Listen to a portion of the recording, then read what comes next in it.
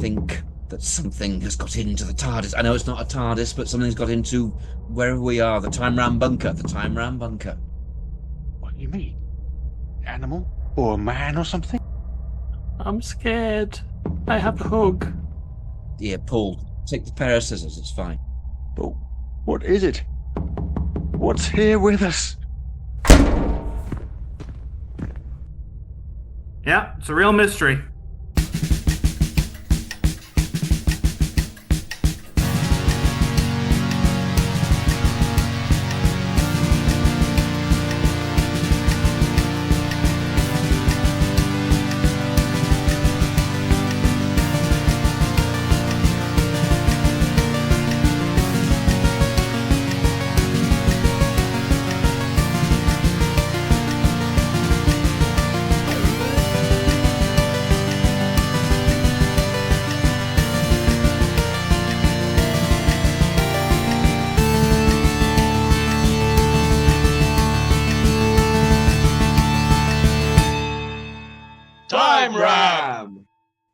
I am an antichrist.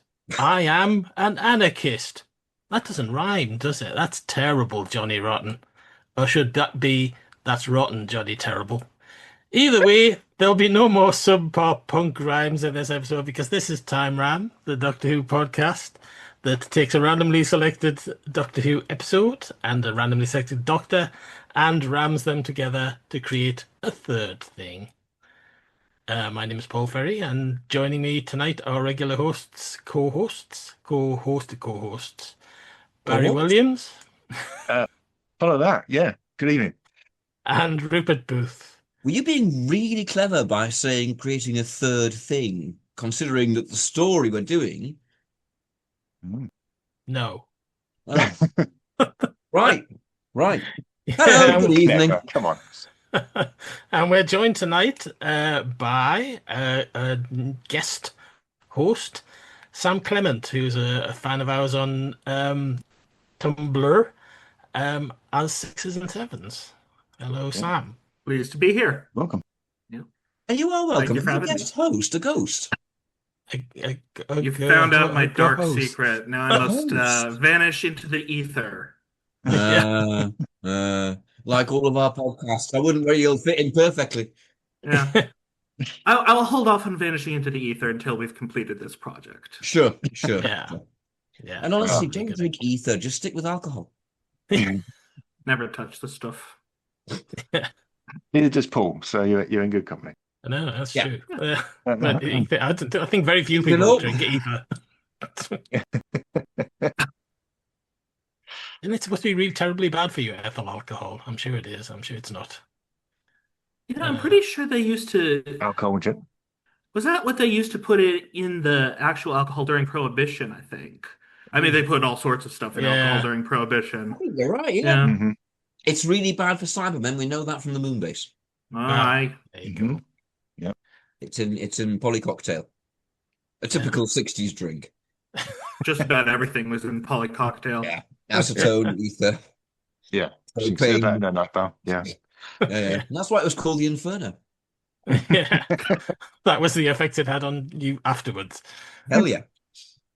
So smoking, the mortality rate was hideous. I mean, no wonder it killed the Cybermen. I can't imagine very many things it wouldn't have.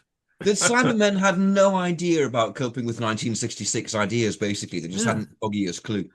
Yeah. Doctor should have just kept that in the TARDIS for all purposes. Chuck it into Droshig or... I think the Doctor did. I think the Doctor did keep Polycocktail in the TARDIS, but we'll not go into that. Well, tonight's episode would be the episode to find out, wouldn't it? Because we're entirely in the TARDIS, because we're doing the Edge of Destruction. Yeah. Only with the 15th Doctor. No. 14th Doctor. Oh, sorry. yes.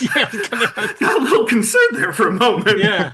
I lose. There's so many of them these days. I know. The way they're It going was so through. simple when there was only like kind of 7 of them.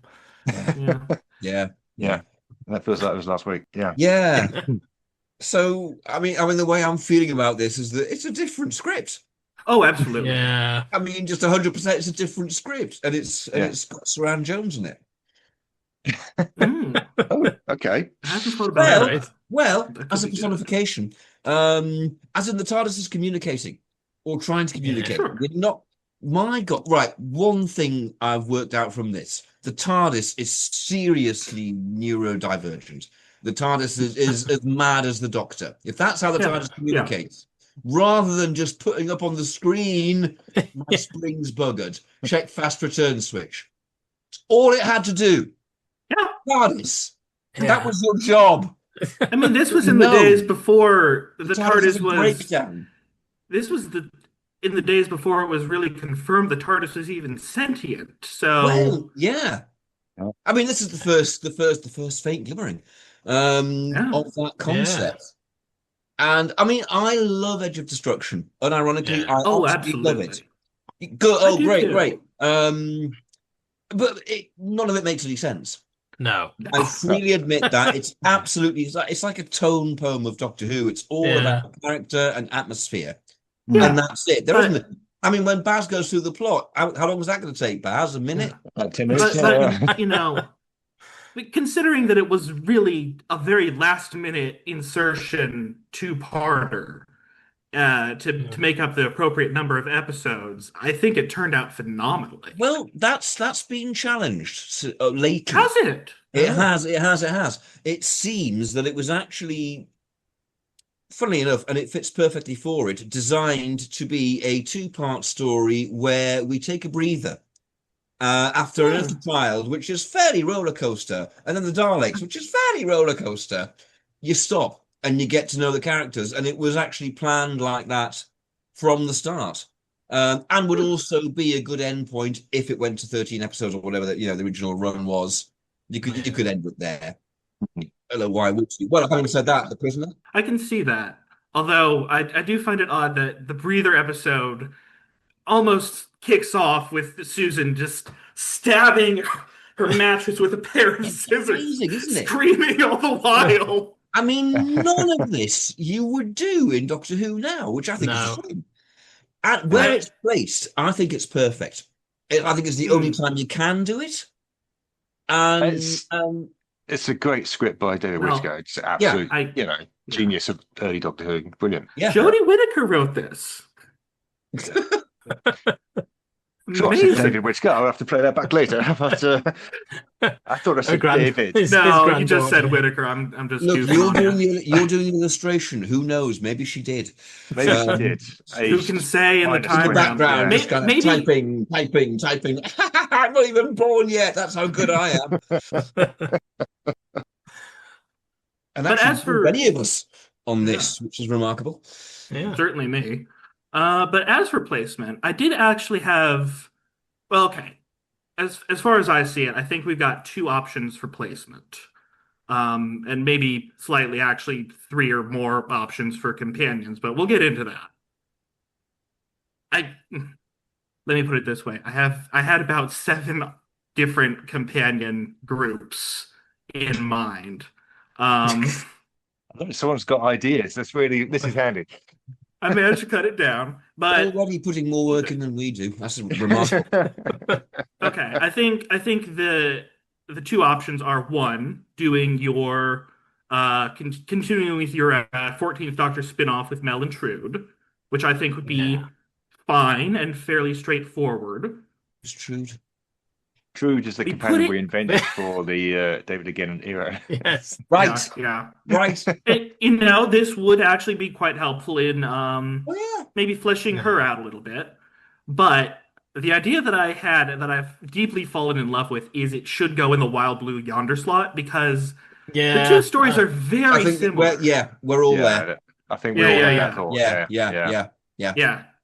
And the issue, of course, with that is, well, there's several issues with that, but I think the primary one is it's going to be very difficult to do with just the Doctor and Donna. Aha. Yeah. Yeah. Yeah. I have an aha here. So, Yeah. Wilf. Straight away. Let's bring Wilf in. I don't know. I did think no Wilf, but I no. don't think, given Because his Bernard health Cribbins- concerns. Yeah, Bernard Cribbins was very elderly, and they managed to get him Yeah. in one scene in a wheelchair on a good day, and then he didn't have any more good Time days. universe.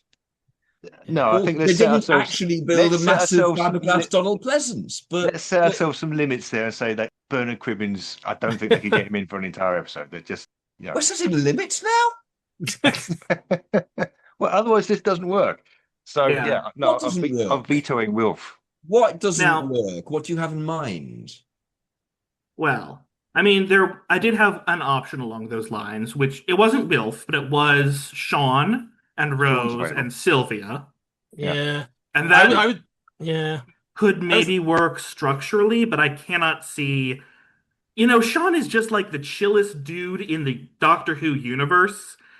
He comes home, sees his daughter and wife and this stranger he met in his taxi and his mother-in-law all just sort of wrestling with the meep, and he just goes, "Dinner smells nice." Yeah, And then I he's never just believed completely- it. Yeah. And then they're all just happily living together at the end. He's just a very go with the flow sort of guy, and I don't think that works for Well, I don't know. I mean, a story Ian's, of this caliber. Ian's pretty chill as well most of the time. It's just in this one it goes a bit weird. True. So I He- suppose, he- yeah. I suppose it goes, are we going for a normal human cast, or are we going for the slightly more bonkers idea that was formulated in Well- my mind about it being, what's her name? Idris, as in the TARDIS personified. Because if you're going to have the TARDIS talking to the Doctor in this era, if there's going to be something radically wrong with the TARDIS, or the TARDIS is going mad, the TARDIS is going to relate to the Doctor directly. It's not going to be as esoteric as Edge of Destruction. It's not going to be this Greek play. It's not going to be that conceptually. It's going to be about family, because the TARDIS is the Doctor's family. True. Now, It's how RTD is going to play it. Certainly RTD2. Now, I had one very good idea that I have sort of fallen in love with, which is we lean into the Wild Blue Yonder angle, and we have it be 14 and Donna and 10 and Donna.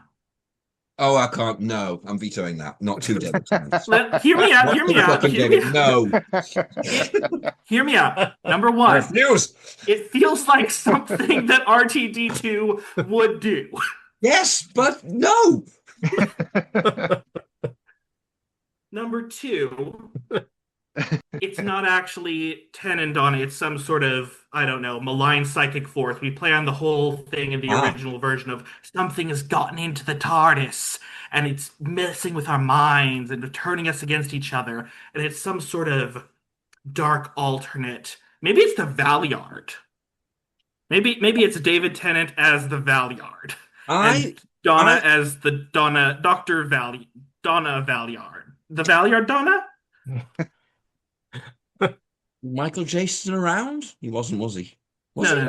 Was he? He might have been, but No, hang on. If you can't have Cribbins on the basis of infirmity, we're not having Jason either. No, yes. Pretty elderly by that point. Yeah. So I again, so like you were saying, leaning into Wild Blue Yonder, I thought we'll at one point get two Donnas. And it's the Donna with the slightly longer arms that's strangling him, but at what was the end of episode 1. And then it becomes a case of, well, which of you is the correct one? And that's why Wilf was there, because Wilf will be going, that's my Donna, I know which one my Donna is, and it's the last hurrah for Bernard Cribbins. And then the false Donna would become Idris. And reveal that it was the TARDIS trying to communicate about this fault. I mean, we could replace Wilf with Rose Noble? Why do you all hate Bernard Cribbins? Because he wasn't available. He wasn't available at that time. I was thinking we could bring in Sean and Rose, why I thought Rose was because I feel sorry for your husband Rose, Finny. not Rose. Yeah. No, you're Rose Noble. Rose Noble. Because she's used in the Star Beast, and then she's brought back 3 or 4 times after that. But she does fuck for no all. reason. Basically, she's had nothing to do in any of the other terrible. stories she's been in. Absolutely. And whenever she's greeted, it's kind of like, you're the most amazing thing ever. What's she done? Apart from the Star Beast, I quite agree. It's a really odd. It'd be nice to give her something to do. Yeah, If you're just going to do that, then all right, do it, but don't. didn't think to make her interesting. I Yeah. mean, even Benton and Yates got more sort of reason. Character. Well, yeah, reason for being there. I do want to make one final pitch for my Double Doctor, Double Donna thing, Never been pitched out like this before. and that is of the myriad options for companions we've got, Yes. there's only one that I can imagine the Doctor trying to throw out into the time vortex, and that's some other Brett Vian. Yeah, I mean, probably not. I definitely not around anymore, but Yes. himself, because Yeah. it's all the Doctor. Oh, the only one the Doctor truly hates is himself, and other recurring motifs, and so on and so forth. On the news. So I just, yeah. So if it starts out seeming like some sort of, oh ho ho, isn't this clever? We're having the Doctor being played by David Tennant up against the Doctor being played by David Tennant. It's a multi-Doctor story, but then it turns into this weird psychological thing where they're just manifestations of their own worst visions of themselves. All of the Doctor's self-hatred into this alternate Doctor, all of Donna's into Donna. Of course, given that the whole memory wipe thing didn't happen, it's a little less clear what sort of shape that would take. The memory wipe didn't happen, right? Because she definitely remembered him enough to be back in his final We don't know story. what happened in the Time Ram universe. We can't say what happened. There might have been a horse with an arm there. Yeah. No control. She might what have happened in the past, apart from the bits we've done. She might have gone off and got a job somewhere and said, "I'll see you." Yeah. Because we haven't replaced Starbeast, have we? I keep forgetting the name of that story. Starbeast, no, we haven't replaced. I really need a flowchart. I need to see what we've done. I have no idea. I have an Excel spreadsheet. I remember that. I have an Excel spreadsheet. It's color coded. I can send it on. Color coded. Thank you. That is excellent. That's precisely what I'm the clever one. Brave. I'm the clever one. Or broad. I'm the clever one. Versus brave. You're the potato one. I can't improve at this very moment. So what are we doing? Baz and Paul. Yeah. What do you think we should? What are your theories about? We've done our ideas for what it is. What do you think it should be? Well, we need more than just Donna. We've got time. It's 2 parts. Yeah, plot. I favoured bringing other members of the noble family. Certainly Sean, certainly Rose. Some members, Sylvia. Yes. Most important one. Okay, thank you. I've lost my thread. You favour bringing some members of the family in? Yes, and I would have opened it probably similar to most of episode 1. I'll keep a fair chunk of that. I think where we kind of diverge is the solution. It's in the original version. It's pretty basic. Yeah. I mean, as in there isn't one, is there? There isn't one. No. I think it's got no plot. Yeah. I think in the Againnant universe, it will be more similar to Wild Blue Yonder, where, somebody's got arms that are too long. There's something in the TARDIS. They talk about that. They play with that idea. There's something being in the TARDIS, and then eventually it turns out there isn't. I mean, because you could. Sorry. No, I was just going to say you could start it with the Doctor taking some of Donna's family in the TARDIS and going, "Oh, come and see the TARDIS." Then one of them, like her dad, spills the coffee or whatever, that Donna does, leading into Wild Blue Yonder. There's a fundamental error here. How do we know that the story preceding this is going to have Donna's family in it? We'll make it have Donna's family. We'll remember. Yeah. As we'll remember. This is why I'm writing the wiki. It's slow going, but Sam will remember. Excellent. You are now an invaluable member of the team. You are chronicling this. now. That's a delight, because we're all fans. Yeah. Lovely. Totally understand that, Gene. Totally understand. Yeah. Yeah, but that kind of makes sense in my mind that he takes a family on board and one of them screws up and the TARDIS. Sylvia. Something happens to the TARDIS, and that's I'm afraid I vastly prefer the idea of the TARDIS having a nervous breakdown, because that's what's happening in Age of Destruction. It is, isn't it? It's having a breakdown. There's no other reason for so sophisticated a machine to not have a. They've got an entire wall that's called a fault locator. What's that for then? Just locate the fault. But no, my child. You see, it wasn't locating the fault because there was no fault. You see, the switch had slipped out, so it was as though my thumb were holding down these pen lights constantly. And can I just say, what kind of rubbish pen light have you got to hold down the button the whole time to make it stay on? I remember them, a 60s one. That's the answer. If you wanted it to click, that was money. Yeah, that was for rich people. People who had a clicking pen lights, they had Rolls Royces as well. They didn't need a pen light; they had a car. With a video recorder in that they could just record onto reel to reel every Doctor Who episode. I hate those people. Okay. So should we start? I'd rather go to the existential. Like it is, and kind of like Wild Blue Yonder is. I think the idea of someone coming in and fumbling with the console it's all right. I think Russell would probably use this if he was writing it to introduce the kind of magic works now thing that he does in Wild Blue Yonder. So that'd be where this was going. Oh, I know. I'll just put some salt on the floor of the TARDIS. Brilliant. Hello. I think you would get that sort of Wild Blue Yonder element of expanding and contracting. You'd get that in the TARDIS. The TARDIS would be expanding and contracting. What I was going to say before is that we have a completely different world of production on the. They are so far apart. That is the thing I'm most. We got Disney now. This is what I'm most looking forward to about this particular pairing is exploring the enormity of the Disney TARDIS because we never get to see beyond the one big room. Yeah, it's true. Is it going to have Mickey Mouse in it? I always remember, I don't know how many of you have read Nigel Robinson's novelization of. Yes, I have. But he has this thing where they go down underneath. They go underneath the console, don't they? And the column comes all the way down and stuff. And I remember at the time finding that really fascinating stuff you'd never see on television. They kind of did that in Journey to the Centre of the TARDIS. Yeah. When you go kind of underneath and the column's still going down, the energy's there, which is exactly what he's talking about. The energy will rise up, and if the column comes out, then you're fucked. Which it doesn't do in Inferno, so he's sorted it by then, clearly. Yeah. All that massive energy that you can't take. He's taking the fucking console off. Yeah, and which Tom story is it where they basically just didn't have they didn't have the Perspex thing for it?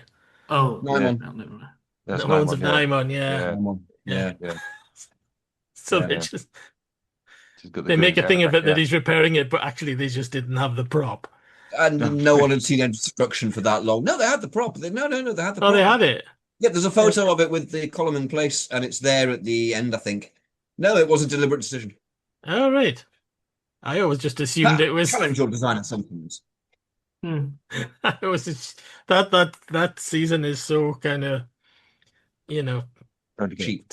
Kick and scramble that I just assumed that they just didn't have it. It's amazing that City of Death happened. That was, and Sharda would have done by the look of it. But yeah. Time ram. You're going to time ram my TARDIS? You are disgusting. Do we need some plots?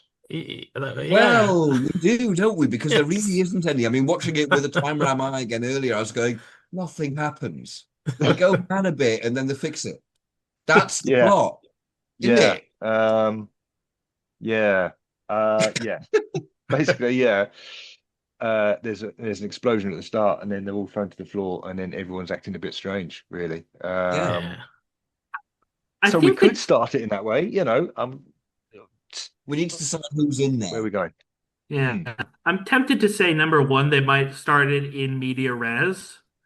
Just sort of, starts from black and then, Donna, are you there? And then just fluttering eyes open and it's the Doctor or it's Sean or Rose. And the explosion's only told in sort of flashbacks. Yeah. Yeah. Bit more stylish. Yeah. Yeah. Yeah, so they've all got memory loss in the original version, Yeah. and It's they're useful all a for bit them to have it confused. here as well, I think. Yeah, Probably. It helps Yeah. us. it does. That's we don't know what's going on either. Yeah, great. Nah. Well, we know what's going on. There's a spring bubble. Why don't you just start off every episode like that? It's what they did in the Eighth Doctor Adventures. Yeah, Yeah. yeah. Well, it's like in episode 100, which we had recently, where everyone's off learning graphology. Yeah, yeah. Yeah. Most of the cast are I off suppose- learning graphology. I don't know if they're all in the same actually, place. Maybe they are. The reason to not do it is that we usually spend so long getting through episode 1 and setting the entire thing up and casting it that if we then did that as well, the memory loss as well, we'd never get to any other episodes ever. True. Although, We've got all enough this history, time, casting dealt with. It's Yeah. kind of there. It's in place. Yeah. Yeah, quite useful. So the Doctor's injured in the original version. He's banged his head on the console Cut his head, yeah. Yeah. He's banged his head. He's out for a bit. floor or whatever, which is reasonable. Yeah. So it's That's Barbara one and thing I Susan. really like about it. Someone falls on the floor and hits their head. Well, that's a thing then. Having cut my head open once, that's a thing for a bit. That doesn't just go away. And Doctor Who nowadays does, to me, suffer from that thing of, oh, you get hit and it's fine. You're fine a second later. Well, I don't know if it's just these days. I remember Ian getting concussed a fair amount in Ian every was a episode. hero! Or Yeah. what was it? Reign of Terror, where the Doctor just kill a man with a shovel. Yes. That's true. Yes. Yeah. Yeah. Well, he was going to in An Earthly Child. I mean, that's signal. I kind of like that signposted. He really wants to kill a human because they're just pissing him off so much. Fuck you, Jailer. There, no one's gonna ever see. No one's. We're fine. We're fine. Off we go. This episode will be missing. And yeah. So who's on board? Well, let's say the Doctor, Yeah. Good. That's a good start. Good start. Donna, Donna. Yeah. Yes. Yep. Yes. Rose, Okay. Yeah. got some scissors with her, and Sean. Yeah, Can- because then you can kind of Donna's Susan, Yeah. you not can no kind of- Rose's Susan, Donna's Yeah. Barbara, her father's Ian, sort of thing. Sean's not I a father. did- Sean's a husband. Her husband, sorry, her husband's Ian. Yeah, Yeah. I did want to try and fit Sylvia in there because I feel like it No. would amp up the tension. Well, if the Doctor doesn't like her, so yeah. Yeah, no, that's what I'm Well, saying. Sylvia, I'm having Wilf. Just end off. If there's one member of the noble family who I can just about see the Doctor putting in the time vortex, it is Sylvia. Yeah. Okay. So they're all weird and knocked out. yeah, And Yeah. Donna wakes up first, presumably. Yeah, presumably. Yeah. And then it's different relationship, isn't it? Her and Rose, It's a obviously different they're going to script. absolutely Yeah. absolutely Yeah. trust each other, unlike Barbara Yeah. and Susan, don't we know each That's- other. See, This that's doesn't why I was work with going. this script. That's why I was going for evil doppelgangers, because Yeah. That's why I was going for existential weirdness with Idris. But if we're committed existential to doing weirdness script, with all right. doppelgangers you can have an existential weirdness with it's doppelgangers. fine. It's fine. I'm used to being rejected. I don't think we've rejected Idris. I think it's kind of, I'm not quite sure We've already how got we too get many from point A characters. to point B yet. So yeah. That's, We've got I all the mean, characters we need. Well, it relied on there being a double of Donna. And we've got loads of people now, so it doesn't work anymore. It's fine. We could have the TARDIS possessing some of them. thing is, Instead of in duplicating the them. original, are they supposed to be affected by the TARDIS? See, that's what I always Because thought. I mean, this is- just being knows? unconscious, just being They're all a acting bit really stunned weird, aren't they? doesn't Yeah. really account for Yeah. I've come out That's why of being under and kind of I haven't immediately tried to strangle the nearest person to me. I mean, I have been in similar positions and have, but my thought has been for years, my headcanon has been for years that the TARDIS is having a nervous breakdown. And if you're in the Yeah. TARDIS, if it can get in your mind and do telepathy, then Yeah. what the hell else is what happens when a TARDIS has a breakdown? We're Yeah. finding out. True. All right. So can we get agreement, Lynn? Who is there? Doctor, All five. Donna. I've given up. I've given up. It's fine. Have your non-Bernard Cribbins, people. I'd love to have him, but But it No, just well, doesn't. Yeah, It just doesn't work. It's not. It's not elderly in a credible. wheelchair, It's and fine, yeah, it's it's fine. not credible. No. Can you imagine? They keep saying about that set, that console room set. Oh, it's accessible. It's got these ramps. Have you seen how fucking steep those ramps are? Can you Yeah. imagine trying to get That's- up there in a wheelchair? You'd be Yeah, terrified at the top, wouldn't you? As You'd be like, somebody who "Whoa." regularly pushes a wheelchair, I can tell you it's not it's fun. no, that's That's- not. yeah. It's not. I've never liked it. Well, I liked it to begin with, but as more time has gone on, I've gone, what the fuck is it about? I don't understand it. It's No, so it's- vast. I and do there's loads of it they appreciate- don't even use or go to. You know, it's just That's Yeah. the whole bit. Yeah, you've got this huge area, but there's a very small amount of area within it you can actually use. Yeah, yeah. Yeah. Gone. yeah. I appreciate like a multi-level TARDIS Yeah. interior. Absolutely. But what it needs is more furniture. There's Yeah. just nothing there. Less space. Yeah. Yeah. More time. I quite like Matt Smith's one where you had a kind of level underneath, but That's yeah. you could do stuff in the above could actually level go there. without having to worry about the bit Yeah. underneath. Yeah. Capaldi's as well, really. Capaldi's as well. I love Yeah. Capaldi. I like Capaldi's is the Capaldi's, most. Yeah. With I all love the it. bookshelves. Yeah. It seemed like a real place. Yeah. Shelves. Yeah. Yeah. Yeah. Lived in. Lived Yeah. Yeah. That's the exciting thing. There's nobody in the universe can do what we're doing. Okay. So, is there any of this we can use? They've got the Doctor's magic bandage there. That's quite fun. Yeah. They Mhm. put that on him. I don't think they'd have that in this version. Probably not. It's a bit weird. I don't see why not. I remember everyone was waking up from unconscious and being weird. Yeah. Yeah. This is Um, also the part where the doors start to open and close, and there's something that they can't quite see outside, which I think Yeah. they would keep. hmm. It's Yeah. very It might be a little now, isn't it? more. Because in those days when the doors opened, it was like hell on earth. You know, that's the worst thing to happen. Hartnell goes off it. It happens to Planet of the Giants as well. Nowadays, they're opening them all the time and just looking out. Yeah. Yeah. So I think you're right. Maybe the absence of anything to see is the thing, is the key thing. It Yeah. needs to have. I did think earlier on when I was watching it, I thought this has a flavor of Midnight, as in the Midnight Entity. Yeah. Same kind of Mhm. story, as in you Yeah. never quite. Okay, in Enter Destruction, there isn't an actual existential threat. Well, there is, but there isn't an alien threat. Spring. Maybe nowadays you would have that. And I think that's where I was going with the idea of it being the TARDIS. You'd have the TARDIS trying to personify itself and getting it wrong and being perceived as a threat, and then finally it gets it right. And there's your dating, rather than the spring on the switch on the console, it's the Yeah. person thing, and it's the face to face, and it's the understanding that's the key thing to resolving. I just think that's maybe a little better than a spring. Could the TARDIS be generating shapeless, shambling creatures in its desperation to kind of communicate with them? And that's a It threat. totally could. Yeah. Totally could. Yeah. But does it give us anything? What if the people are the shapeless shambling creatures? They're the threat. Mm. Again, in Wild Blue Yonder, we don't really see a thing. We see versions Yeah. of the Mhm. people that we have, and then they, of course, effects wise, they start changing. Well, let's lean the same way. The TARDIS gets it wrong. They're odd and weird, and they're not right in some freaky way, some scary way.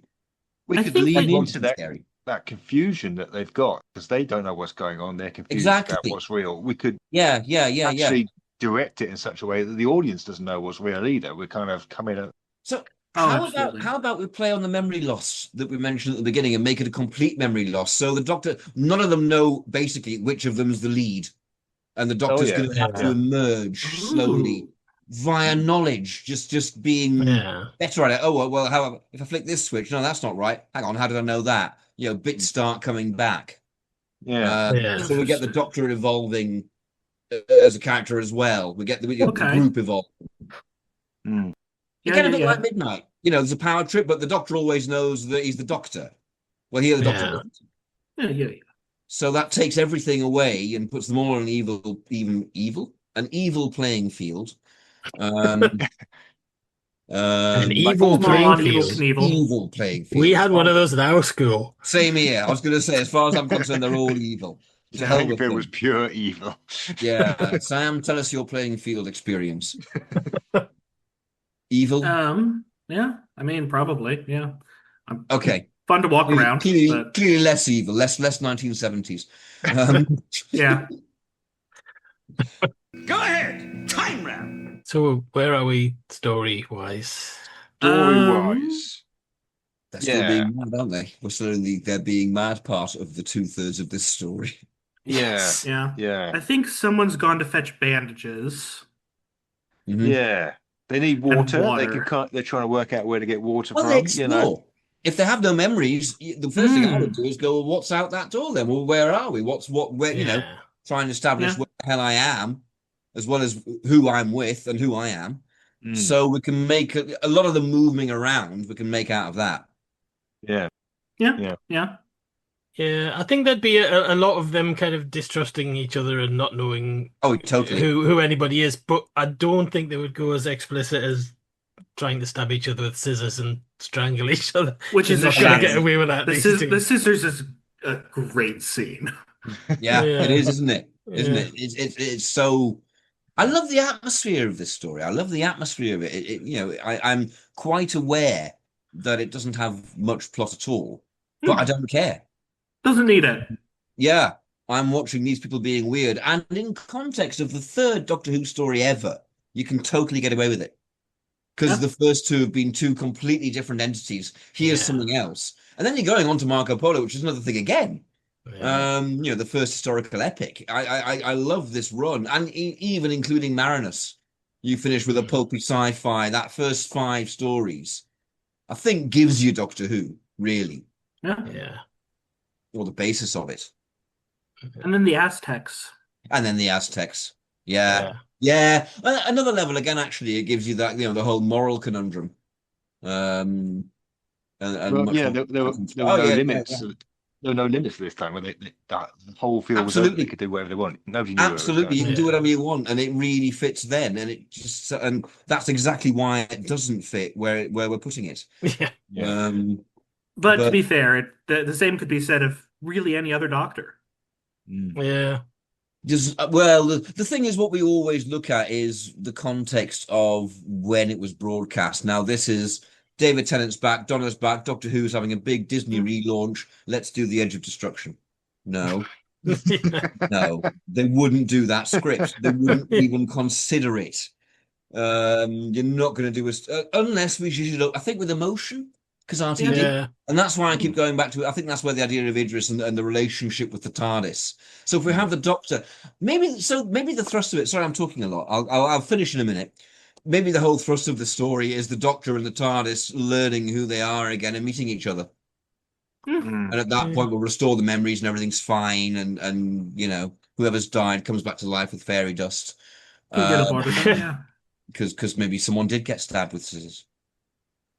Yeah, I mean, they got in trouble with the scissors even in 1964, didn't they? That was yeah. I mean, that scene is a health and safety nightmare because Carol Ann Ford, and it's a real pair of scissors. It's not like a rubber pair or something.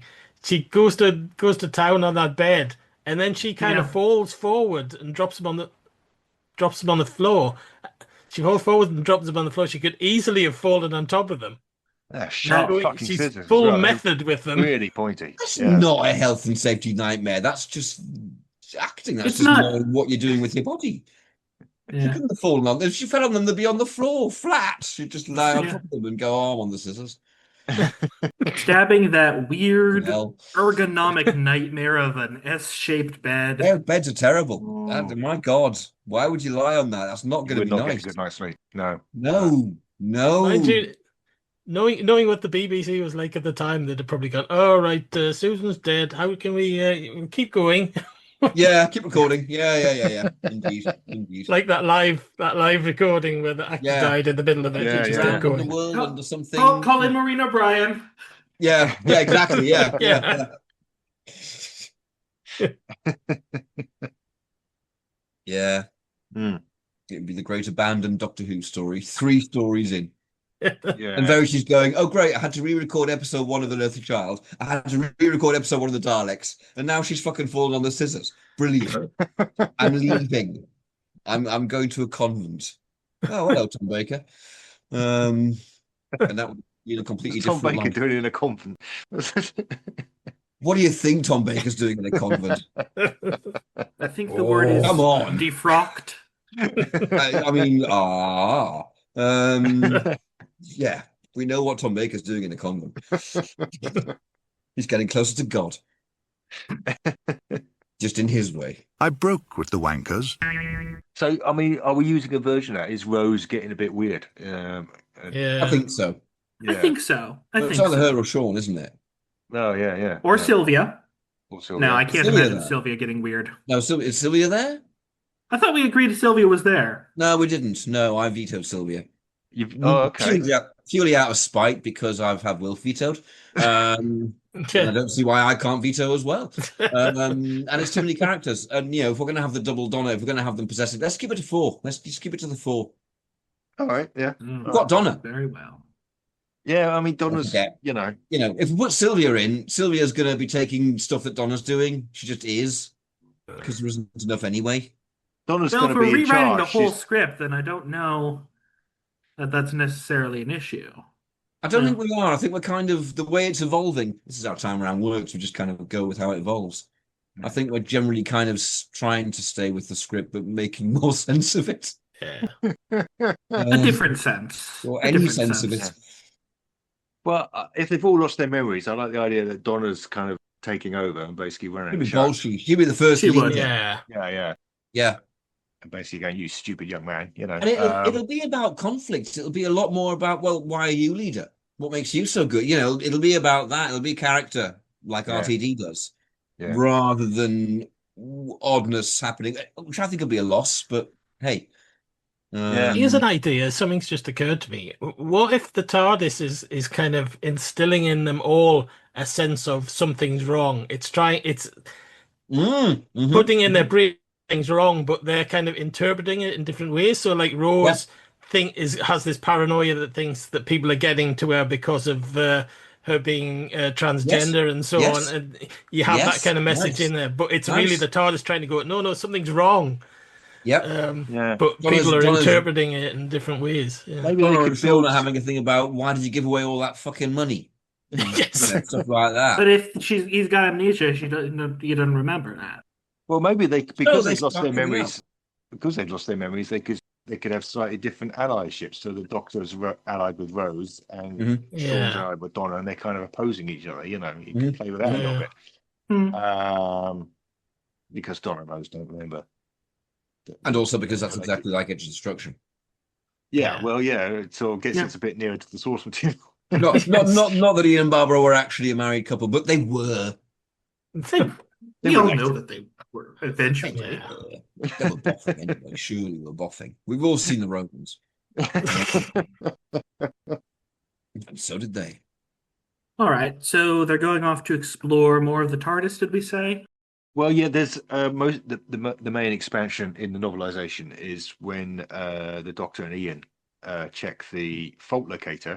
In the actual episode, it's kind of you don't actually see them do it; they come back in later on.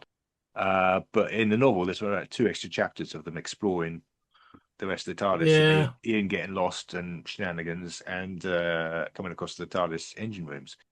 So, Nigel Robson identified that's a little gap in the story where you can put extra stuff in. And it would seem to work that they go off and they try and find stuff. Yeah. So is that going to be the Doctor and Rose now, since we've sort of identified them as a team, as it were? Could be. Yeah. Then they're going to be separated. And they're never separated in this. They're always in the same area. Maybe they all go. Because Barbara and Susan, All right, same small area. Susan collapses. They're in the bedroom, and the Doctor and Ian go off by themselves, and that's why in the True. novelization there's room for the Doctor and Ian to go off and explore Yeah. other areas. So if you've got the budget, you're going to make more sets. You Yeah. could send characters off into other places. Well, they're not, and they're going to do it CG. Yeah. I mean, Really. Like Wild Blue Yonder, a lot of that set is CG. A lot of those They sets. built the massive corridor, though, didn't they? There's the massive. No, they built One they built the section. floor. didn't they? Yeah. They built the floor. They built a bit of it, yeah, but the rest of it's all CG. Yeah. Well, I mean, they could do something like that, yeah. Because Why? it's seamless. Because What they've does it got give us? Disney money. Because they would. They're spending Disney Well, actually, money. no, they haven't. Not at this point. This is before the Disney deal kicked in. Hmm. The BBC funded these three. Did they? Uh-huh. Good on the Apparently, BBC. I didn't realize either. I assumed it came, but I read up recently that's when it kicked in. I could be wrong, but don't think so. Yeah. So that was just typical BBC money, and I thought they looked great. Yeah, it did. I think that the TARDIS would as well. Yeah. Yeah. You can expand it in the same way. Visiting some CG areas such Library with a swimming pool in it. yeah. Food I love machine. in the original. Sometimes, I love the noise that the default locator makes to tell them that something's wrong. It just kind of goes, bah! That'll be And the you can- cloister bells. It won't really it? does. It's a kind of early cloister bell. And you're thinking, Yeah. imagine if they'd kept that. Listen, the cloister bell. The TARDIS makes some nice noises in this. It's got that kind of boo that goes It's like on. a cat. It's like a cat that way. That sounds a bit Star Trek. I wish they'd kept more of that soundscape. I love the way it's lit. I love the turn the down, and just like shafts of lighting on the roundels. That's beautiful. Yeah. That shadow's great. I mean, they were still giving a shit about the set at that time. They very quickly start not giving a shit about the TARDIS set. Well, they had to in this. They had to. They're Yeah. kind of not giving a shit because this is the point where they've removed the half-round things above the scanner Oh yeah. and replaced them with a painting of them, which you can't tell. No. 405 lines, but you can in photos. It's just a fucking painting. So already and they'd already started cutting down. It hasn't got the canopy over. It hasn't got that thing. I always think it's in this story, but it isn't. Oh, the thing that's hanging overhead. The Yeah, but not in this one. It's not. All right. No, exactly. I know. Doable. I know. You've Yeah. got a sort of memory that it is, but I checked it out and it isn't. And you've got all these memos going back and forth at this point between Ray Cusick's cutting it all down in the Daleks. He's already cutting bits of the set down to make it easier to get it into the studio because they really didn't like it in An Earthly Child. And it's just the same with the Liberator later. Roger Murray tells these horror stories of them just kicking the shite out of it when they took it down because they hated it because it was hard work. It looks great, and that's your job, bastards. Anyway, yes. I don't know whether. Yeah, where were we? They're all, I think the Doctor and someone are exploring the TARDIS. they're all wandering. Yeah. They're all wondering. Okay. Yeah. I mean, it No, could they be can the Doctor and Sean if we're going to if Rose is collapsed in the same way that Susan does. Okay. And Donna's putting her to bed. Yeah, and falling But out. when Rose collapses, then don't we go to a scene straight away of that? I'm not down with the exploring. I understand the reason for it, but what's the story? What's happening in it? What's it for? What would The you kind do? of- Then? What yeah. have you got happening? Hey, What have you got happening then? Because something needs to happen. I haven't got them wandering An off. hour. I did have one Wandering thing. off. Well, I we've did got have one 42 thing. minutes. Oh, I have got an hour, haven't we? Yes. I did have one thing. It was supposed to come in a bit later, but it was to replace the sort of not time-space visualizer, but the precursor, the scanner, where it's just flashing all those pictures of an English meadow and solar system. I don't think they would do that. That's a bit played and not very. I think the Doctor or one of them might try and leave the TARDIS. Pull out the old orange spacesuit, get a tether connecting him back, and try and leave and see what's out there. How about we adopt that idea and all this exploring the TARDIS stuff is the scanner. So they turn a corner and there's suddenly like what looks like a nice field there. And they're going, oh, bloody hell. and then suddenly it changes to the planet Quinnis, and it's oh bloody hell, and we make it like in Doctor's Wife, where Amy and Rory are constantly being confronted by illusions in the TARDIS corridors. Yeah. Oh yeah. Yeah. Mm-hmm. Something like that. Rather than being pictured on the scanner, you have them as apparently real places, but then Yeah. they're not. So suddenly you're fighting through Quinnis to get back to the corridor. I And mean, if we're Quinnis, gonna it's got a log on the floor. It's all I can see of Quinnis. It doesn't look nice. fucking log, yeah. Yeah, trees falling. Yeah, I mean, if we get It's bad trees there. falling down, man. Quinnis. Shit. If one can, they all can.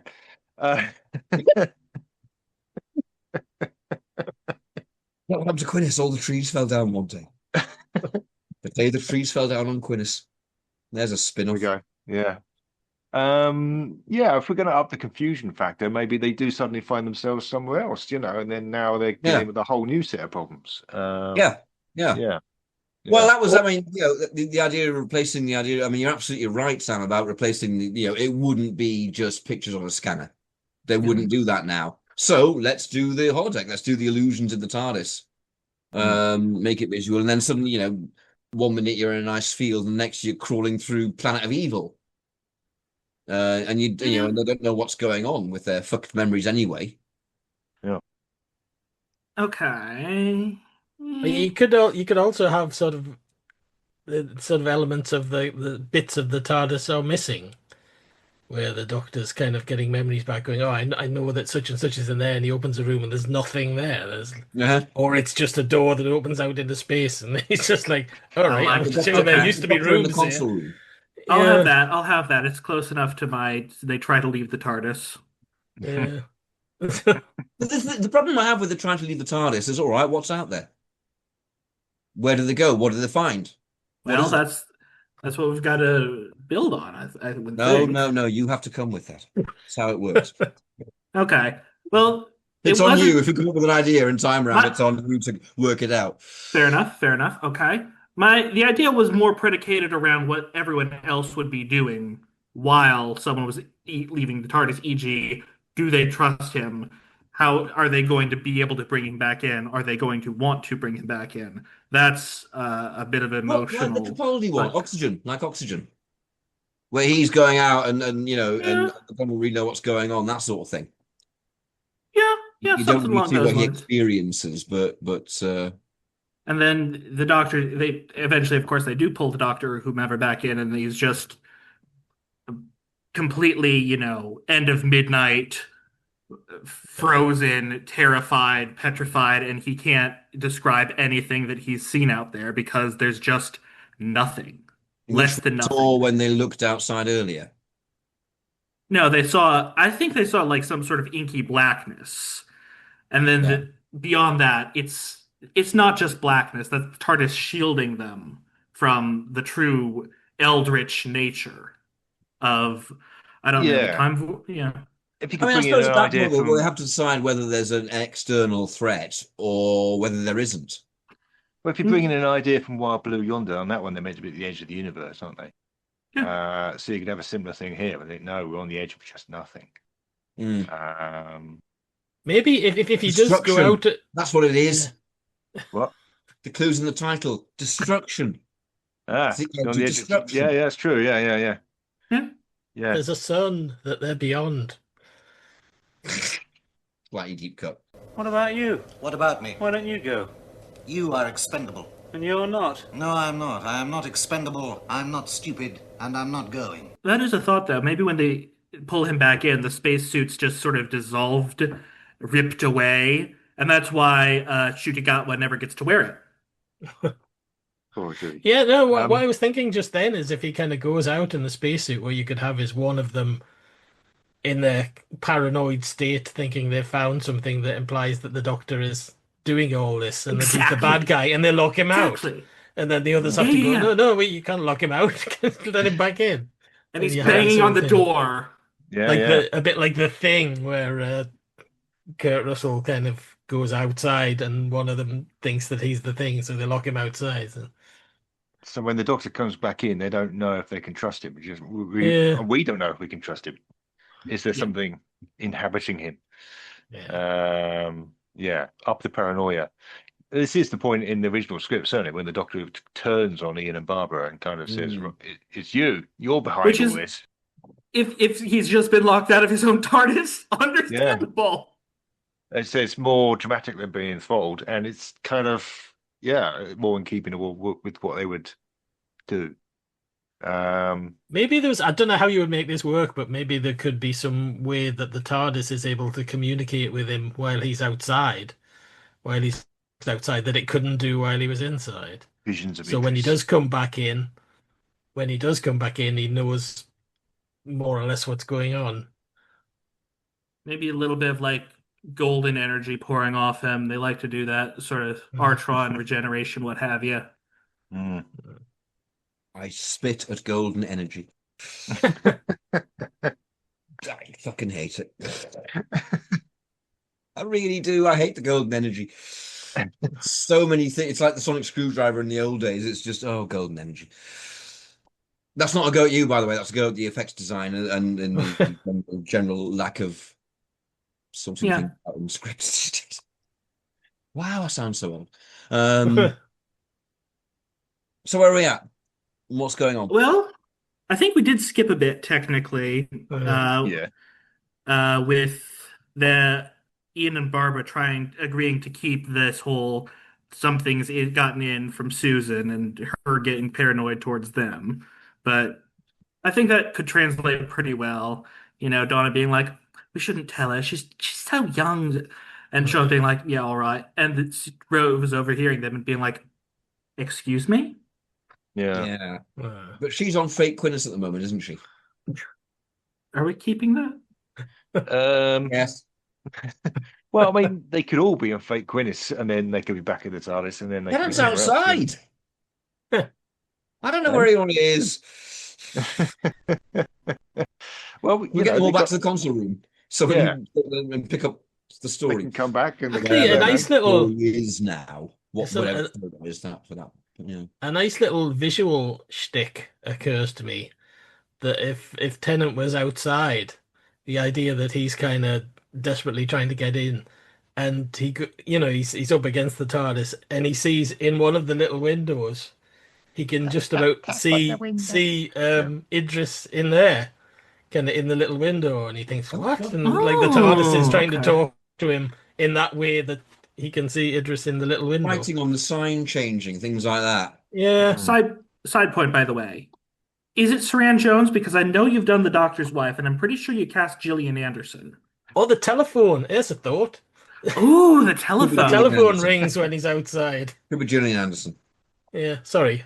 Sorry to interrupt there. I suddenly had the telephone idea. No, it's definitely a good idea. The Doctor's Wife? When we did do with the Doctor's Wife, didn't we? McGann. McGann. Yeah. I genuinely forgotten, but yeah, we did that in McGann. Yeah. So okay, so Gillian Anderson. I think that is when you introduced the horse with the horse arm. with the arm. So we did. Which, okay, roundabout way, that does remind me of a different point I wanted to make. The food machine. It offers water, and there's a button for milk. And water I get. Water's understandable. Yeah. Milk, though. Where is it coming from? Are there Gallifreyan cows, and do they also have arms?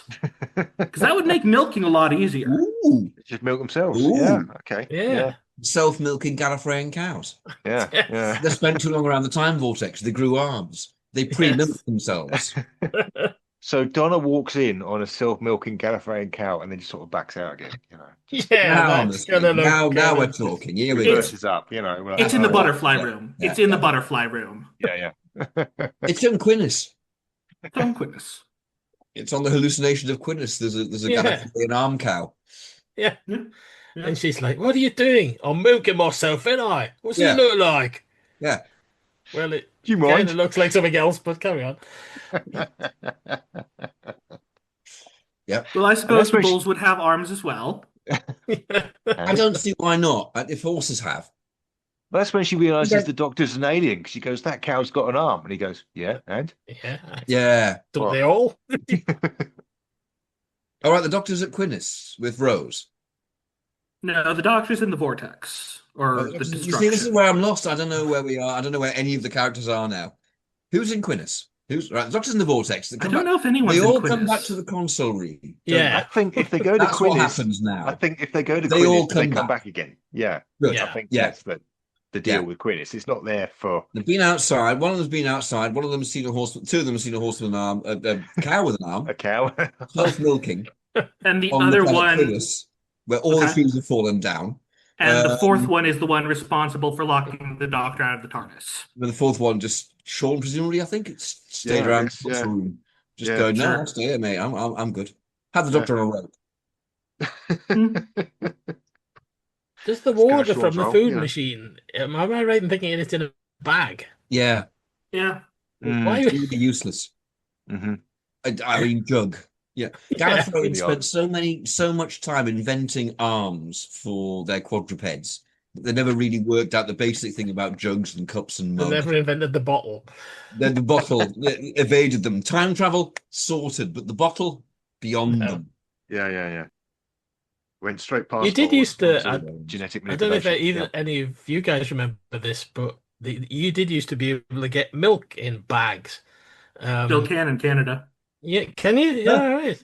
Mm. Used to be able to get it in Scotland here when on holiday as a kid, Scotland, you would get the milk in I bags. do remember and milk in little bags. jugs. Yes, Yeah. wrong. It didn't work because you Balls, how do you get it out of the bag? You open the bag and it goes whoop, whoop, and it's bad. It's fluid. Don't put fluids in bags. You used to get a special little jug that you stood your bag in, and then you snip the corner off. And You may have got a special little jug that you put your bag in, but I never did. milk bags, folks. Yeah. Yeah, it occurs to me that there's We've an been sucked easier way straight of from the doing bag, that. yeah. Just putting the milk directly in the jug. Yeah, that's what the Gallifreyans do. Yeah. Their horses come with jugs as well. Oh, hang on, don't misinterpret that. Too late. So everyone's got back to the console room. Yes. Nobody's Alright. got milk bags. No one's got. or There's no jugs. cows there. No. Um, Everything's fine. yeah, good. Tennant's spacesuit shredded as if he's William Shatner. He's maybe got a cut on his shoulder. Yeah, right. Off we go. yeah. So, yeah, moving on. Okay, well, I mean, yeah, this is where I thought maybe we're kind of veering into what's episode 2 in the original version, where they start to get really raggy with each other. Yeah. And so, yeah, if we're up in the paranoia here, yeah, maybe they think there's something in the Doctor. Maybe we think there's something in the Doctor. Maybe there is something in the Doctor. I don't know. But there's also the point where maybe the plot veers off because they come to the crux here, which is they realize that they're at the birth of I think the solar system. Yeah. They don't say the Big Bang. I don't know. Big Bang probably wasn't in common parlance It's at the always time. solar systems and Hartnell, isn't it? Yeah. Space, Yeah. any kind of a galaxy, that's a solar system. Yeah, Universe, that's a galaxy, solar solar system. system. Who knows? It's all the same thing, isn't it? Yeah. It means space. I'm guessing it's meant to be the birth of Earth because fast return switch. Last place I went to. Oh no, Skaro. Yeah. Skaro. Birth of Well, Skaro. we don't. No, he was trying to get to Earth, he said. The Doctor did. He was trying to, but the last place they were on. Oh no, they left Skaro. They left Skaro. Yeah, We're so trying to birth get of back to Earth. Birth So of it Earth. could be the formation of our solar system. Yeah. Yeah. But yeah, they're going to be inside a star if they're not careful. Yeah. Which should be all right because the TARDIS can do that. By this point, we know that, but all right. But the TARDIS is having a breakdown. Yeah, but it's not quite what we've said because we've said they're at the edge of the universe, haven't we? So yeah, I don't quite know. It doesn't this since we're point- not using the fast return switch in this one anyway. Right? Yeah, the solution is very Spring. parochial. Yeah. It's a broken spring. Yeah. Which I can't see. I know what it is. I know what it is. Yeah. It's Sutek. It's Sutek who's been sitting on the TARDIS all the time. Just going, Well- I'm going to go now. I'm on the prod. Insect. I take your point, but unfortunately, we know that Empire of Death isn't going to be a 15th Doctor story. You're explaining time ram to me. Fucking hell. See who's been paying more attention than you Fair. have. Fair. Yeah, no, I'm down. I'll just take it. I'm writing the wiki. Of course I am. I bet this is what we did in the 90s when we went to conventions. I am I your went up to John comeuppance, I'm Pertwee and afraid. went, oh, no, I think you'll find. Dear Mr. Pertwee. This is the Doctor. Present-elect, the High Council of Time Lords. Keeper of the legacy of Rassilon. Defender of the laws of time. Protector of Gallifrey. That's the thing about the whole Sutek thing, is that you just think kind of, why hasn't he tried to get in at any point over these years? Tap in at the window. Bloody Sutek. In a shorty Well, nightie. I think You're my You're an understanding anti-termite, was abase yourself, you groveling insect, blimey. my understanding was, and I don't think the show explained it very well, but Yeah. he only got on at Wild Blue Yonder. You know, they sent him in Pyramids of Mars to the end of the universe, which is where they were in Wild Blue Yonder, so he got on then. No, I watched Empire of Death recently. I mean, like in the last week, on the grounds of, is it as bad as I remember? And yes, it is. And Sutek states in voiceover, "No, I grabbed the TARDIS." Basically, when you put me in the time vortex, and it's just right. It's so shite, honestly. I've been out here for ages. I haven't had anything to eat, not even a bag of milk. You Your can evil's fix my it. good. Yeah. You can fix it when you have it as a Davison story, I'm sure. Yeah. No We've done pressure. pyramids. We've done pyramids, haven't we? Yeah. Pyramids. We I haven't meant done Empire. but You yeah, Oh, Empire. you have done Pyramids the pyramids with as a David tenant. Tennant. As a tenant, Oh, as it happens. Yeah. It'll be Hartnell or Trout knowing, look, it'll be yeah. That's true. Yeah. Statistically, it will be Hartnell. That's going to be Yeah, difficult. it will. Yeah. That's how time round works. It's cruel. Yeah. I just admit you've got so many Hartnells. Instead of Sutek, Yeah. it'll be Tsar hanging on the outside of the TARDIS. Old mother. Yes. Fire is evil. Shorty nighty. Blimey. I thought we were sticking with it's just the TARDIS having a breakdown. Yeah. I would if I had old mother Yes. hanging off me in a shorty nighty. I mean, I really would. Honestly. Well, if the TARDIS is having a breakdown, this is the moment to bring it in. Yeah, so we Yeah. can bring this together. So is this when it starts possessing people? When it, Yeah. it's tried the external, it can't communicate, so now it's going fucking possession, and something like Connor's arms are too long. And one of them's a roundel, and stuff like that. Yeah. Golden energy coming out of their eyes. No golden energy. Oh, golden energy. Your golden energy is my evil.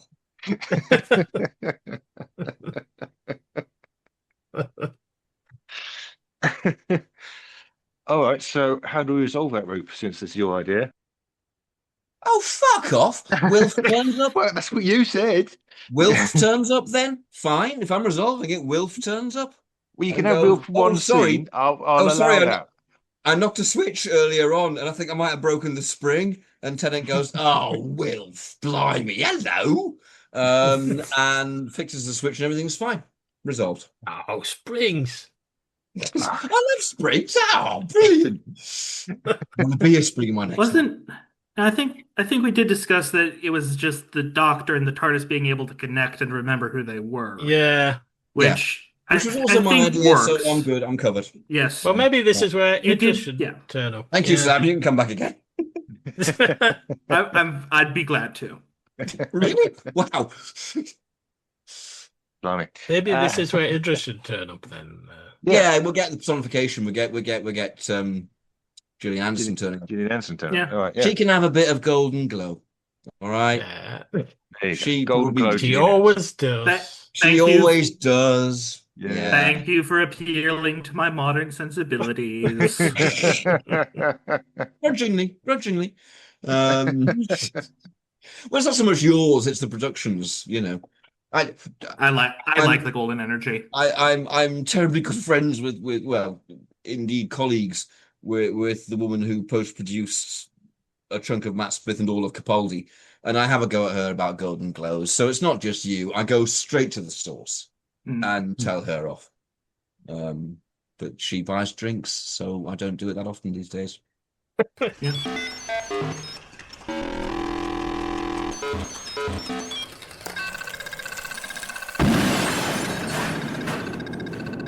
Thank you, Doctor. Anyway, before we get too far back into it, I was looking over my notes and I did see just a small thing.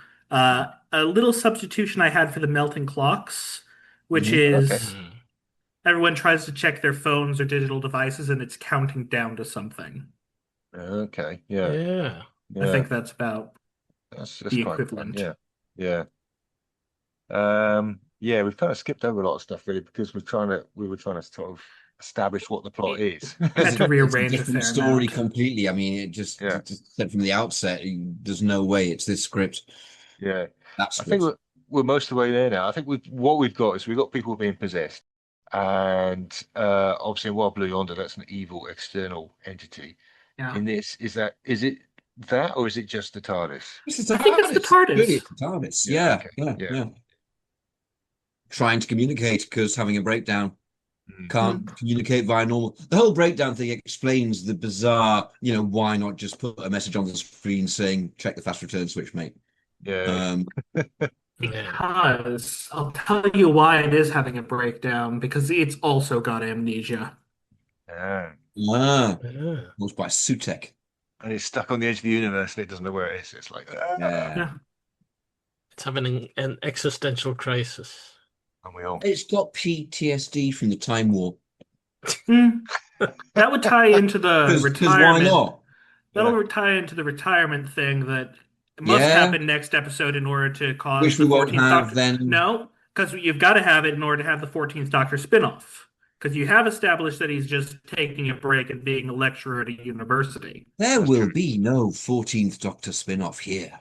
We've already made one. We created it. We established it, yeah. With Mal and Trude. Oh, that one. Right. Trude, yeah. Okay. I've only vaguely remembered recently that there's an Adam Adamant spin-off. That Adam Adamant is the spin-off. Yeah. I need your data. Yeah. I need your data. I need your Because I think you're confused. It wasn't Adam Adamant. Of course I am. I'm 53. It was actually, in point of fact, Inspector Macra. Was it? And I think for the first time in my life, I've been point of facted about something that I probably invented. Well, I did because it's Macra, so I did, didn't I? Yeah. Because I'm the one obsessed with macros. Yeah. To be fair, I think it was both. Oh, yeah. Doctor Who's got the Time Ram universe. Seriously, we were way ahead. Torchwood took forever till 21st century. K9 Company, no, forget that. We had Inspector Macra going on. And Adam Adamant. Yeah. I can't remember anything about Trude. Was Trude nice? She's played by Aquafina. That's the main thing I remember about, Aquafina. Right, I don't know who that is, and I still don't. I remember that now. That's probably why I can't play Trude. Okay, yeah, I'm down. Now, 21st century thing I don't know about, and I'm therefore fine with it. To be fair, I don't know much about her either. You're more than me. Talking of Torchwood, I did think if you ever happen to do a Torchwood version of this, you could call it Marmite, because that is an anagram of Time Ram. Oh, I didn't know that. No. I think you should immediately create the Time Ram spin-off and have us all as guests and call it Marmite. You could use that as an introduction. Time Ram, love it or hate it. Yeah. Wow. Anagram. Wow. Yeah. I remain impressed. Anyway. Okay. Right, yeah, so the Edge of Destruction. We need to end it. I don't know. Well, I've given you two endings. I'm not doing any more.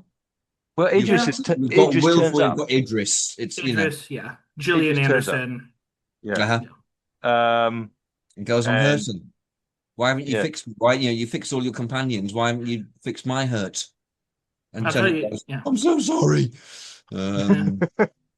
And Gillian Anderson is riding a horse with an arm on it. To take the piss. To go to your dad, who you never met. Ah. I can be all of your memories, Doctor. So, I'm giving you some hurt now.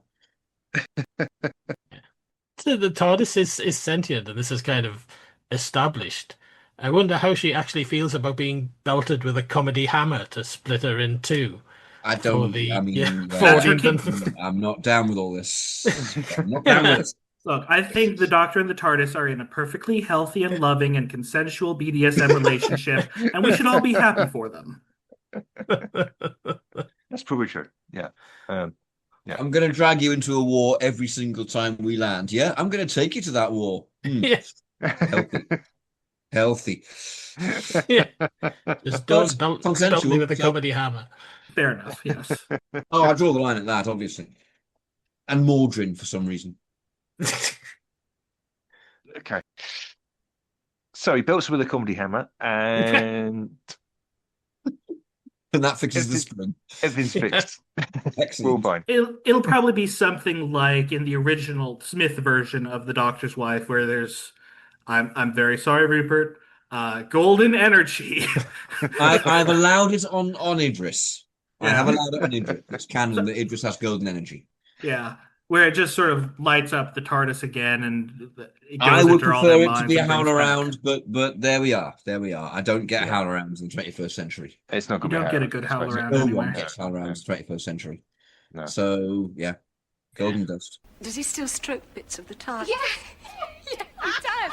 I'm like, do you two want to be alone? So because this is Tennant talking to Idris, there's going to be lots of, oh, I'm so sorry, isn't there?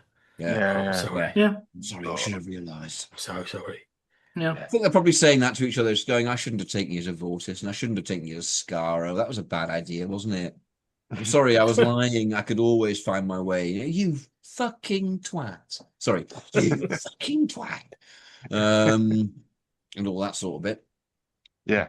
Ooh. Okay. Actually, to go back to the sort of all the memories and places she's been flashing across the viewfinder, it would probably be something like a little clip show of all of the previous Doctor's previous adventures. Yeah, it's going to be running by in like really fast. Yeah. So you can't see the bits that are missing. There's a photo of Marco Polo, and there's a shot of Odysseus. All the way back to William Hartnell's William Hartnell in Rose. Yeah.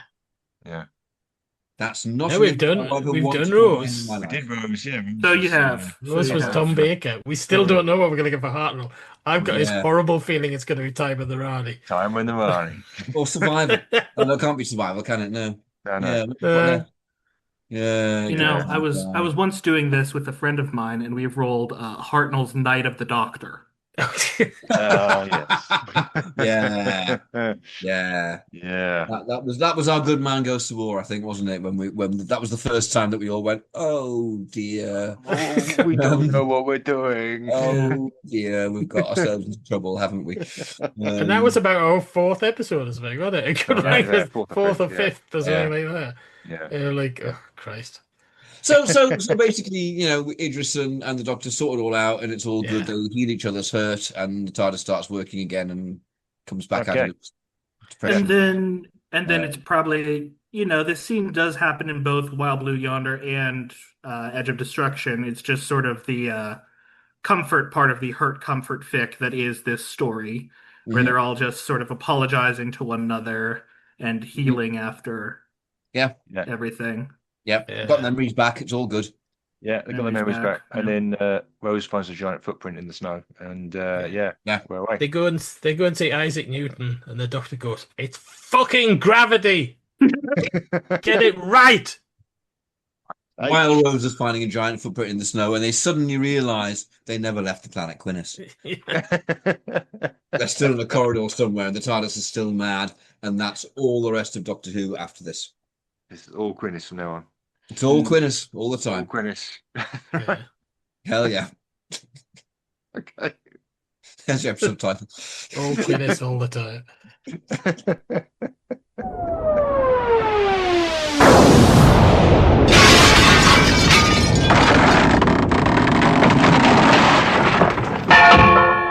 Ensplinment. Ensplinment. Ensplinment. we come to the enspleement part for our evening. Yes. Is this better?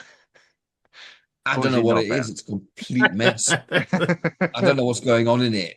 So, and I love the original so much that I'm going to be loyal to the original. Yeah, I think that's I fair. mean, you're right what you said, Rupert. The original is like it's not a story you can imagine them doing it at any other Anywhere time else. of it. I mean, even in season 2, you're not Yeah, going to have that story. It's No. yeah, you know, it fits as story 3, and that's it, I think. Yeah, you can yeah. only really do it where it is. Yeah, Yeah. Yeah. before we really And get it's to know the possibly characters. unique in Doctor Who for that reason. Yeah. Yeah. That being said, it gives Yasmin Finney something to do. Yes. And the actor who plays Sean, whose name I don't remember off the top of my head, No. because he never really Yeah. comes back at all. At least, Yasmin Finney gets a couple of cameos, but Yeah, he's just around, isn't he? Are you Googling it, Baz? I am googling because I happen to have it. It's Carl Collins plays Sean. Carl Collins. I'm not hugely aware of his work, but yeah, No. very searchable. Yeah, so yeah, I'm going to vote for the original. It is brilliant. I love it. Yeah. I don't know why it's brilliant. I don't. I couldn't tell you why it's brilliant. It's got 2 different directors for a start. It's all in this one set. It's got 4 characters, and yet I find it magnetic. Yeah, It's just the atmosphere. I think it's very. It is atmosphere, absolutely. It's almost Twilight Zone in its own way. Yeah. It's all atmosphere, and for me works. If I can like ask Sam a question, how did you get into Doctor Who originally? Yeah, I was curious about that. Funnily enough, yeah. It was a little bit before the 50th anniversary. I thought, this sounds kind of interesting. I'll get some books about it out of the public library. And my first exposure to Doctor Who was the Eighth Doctor novel, Vanderdecken's Children, I think it was. Oh wow, okay. So yeah, somehow I decided to keep going from there. Well, hey, start at the top, hey. So, yeah. Pretty about getting books out of the library, though, isn't it? Since we obviously did that a lot. Yeah. Well, yes, that was my childhood, certainly. Yes. And it was on telly as well. I don't want to brag, but I was single-handedly responsible for getting my local libraries interlibrary loan delivery days up from 2 to 3 because I ordered so much. Brag! You should absolutely brag about that. Damn well brag. Yeah. I think I've probably mentioned it to you guys, but I don't know if it's been on an episode of this before. But the library where I used to go as a kid and get Target books out is literally across the road from the corner where the very first police box was. Oh, wow! The Sunderland police box. Yeah, on Kale Road. The first Doctor Who version, anyway. Yeah. In Mackenzie Trench. Nice. Yeah, nice. It wasn't there then. It was gone by then. But that's where it was. It was on the corner of that street, across the road from the library. I didn't know that at the time, but I found out since. I'd love to see a photo of that box. I've got one. I shall send it to you. Of the Sunderland box? Yeah. From taking some time in the 50s. Yeah. Nice. Cool. Nice, yeah. It's very different from a Metropolitan one, but it's recognizably a police box. I am well aware of the variations. Yeah. Because I have a life. Another thing for Sam, I mean, as someone who's listened to presumably all 100 episodes, do you have any questions for us? Is there anything that's kind of perplexed you? I didn't know this was going to happen. I wasn't warned about this. To me, I mean, you can say no. It's fine. Were you aware that you put the "Let's Kill Hitler" and "Victory of the Daleks" directly back to back? Oh no! No.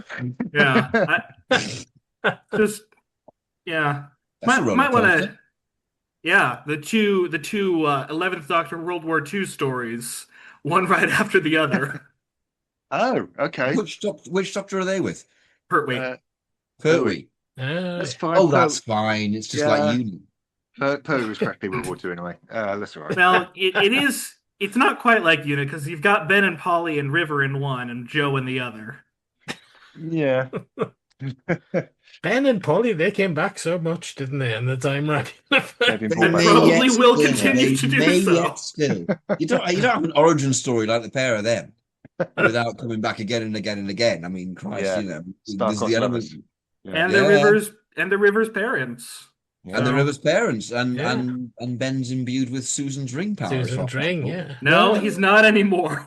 You Oh no, he's not always- anymore, is he? He No, passed that's through it. That Yeah, ended at yeah. the end of that episode.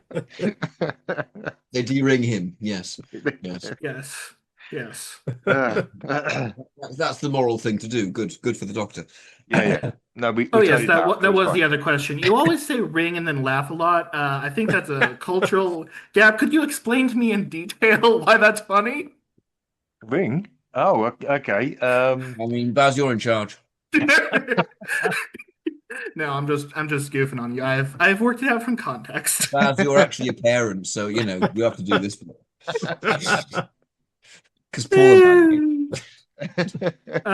Questions. Maybe that's UK slang. I don't know. Yeah. I think that's the least of the cultural problems in Time Ram. We mentioned so much kind of 1970s television that people outside You do the UK must have generally no idea what we're talking you about. do generally explain enough of it, you know, Schnorbits and all that. Bear in mind, you listen to the edited versions.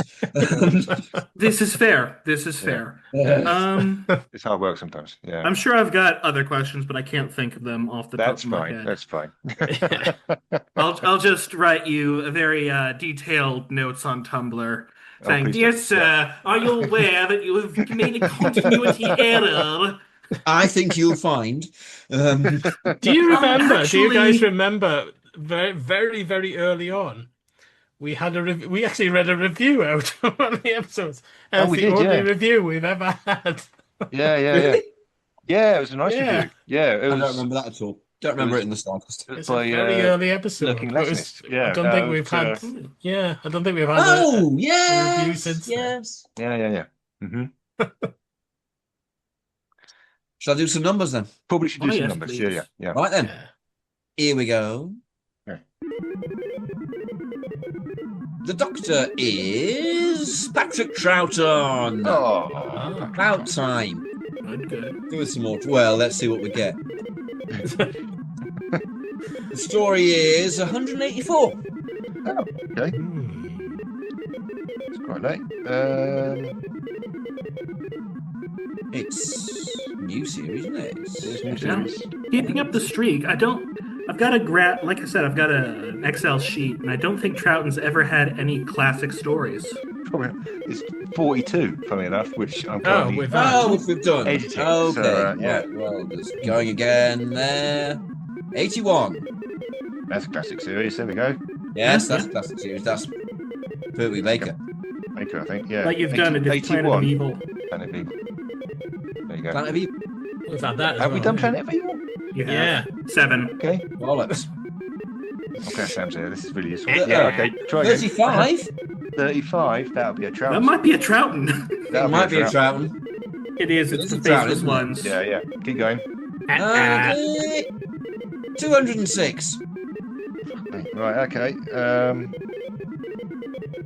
Time of Angels, Flesh and Stone. Oh. Oh, Okay. Haven't had that one. we haven't I've done had that. that one. That's great.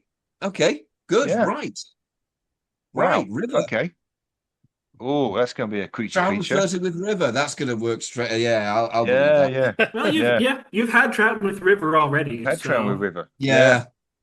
So, yeah. Troughton Who was is she everywhere. played by? Can anybody remember? Who We had she about was? 3 different actresses. We couldn't really decide I between. know I've got it. Hold on, I'll check the wiki. But I know I've got that one. You're And one of them very, was- very useful. Uh, One was Very Diana Rigg. thank you. Look at that.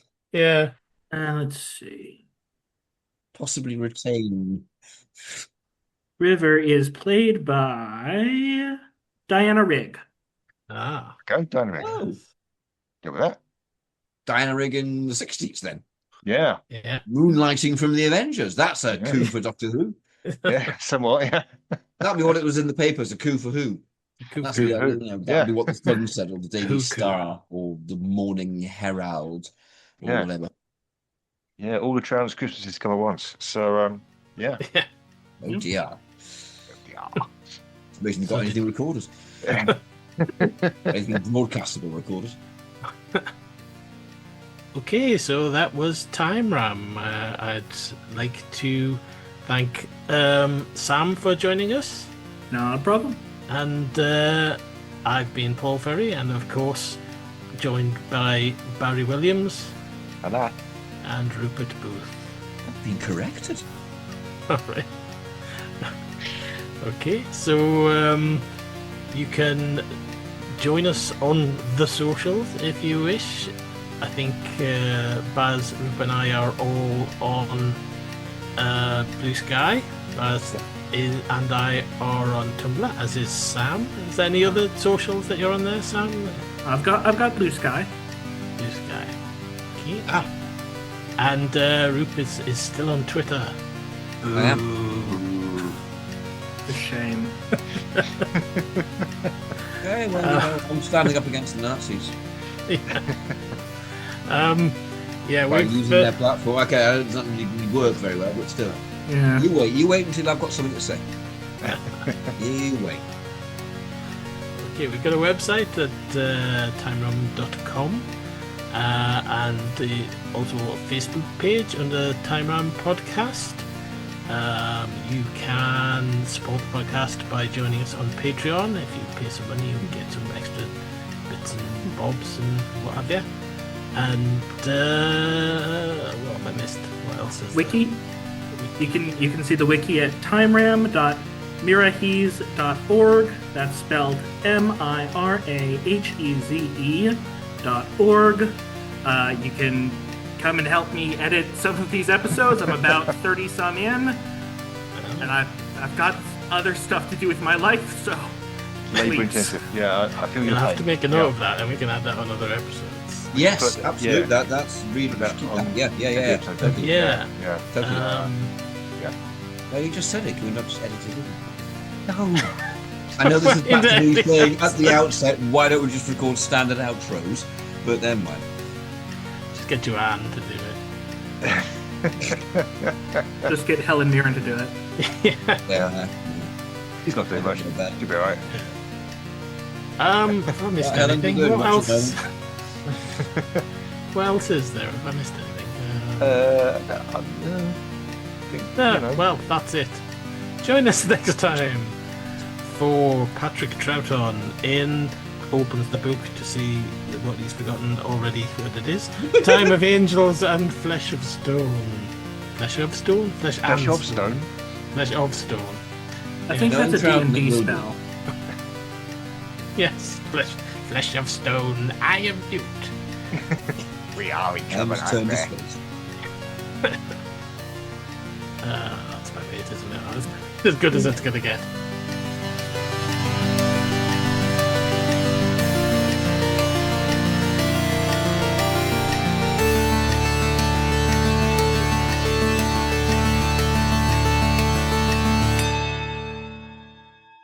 She's only a girl with a bottom on her head. I remember that one.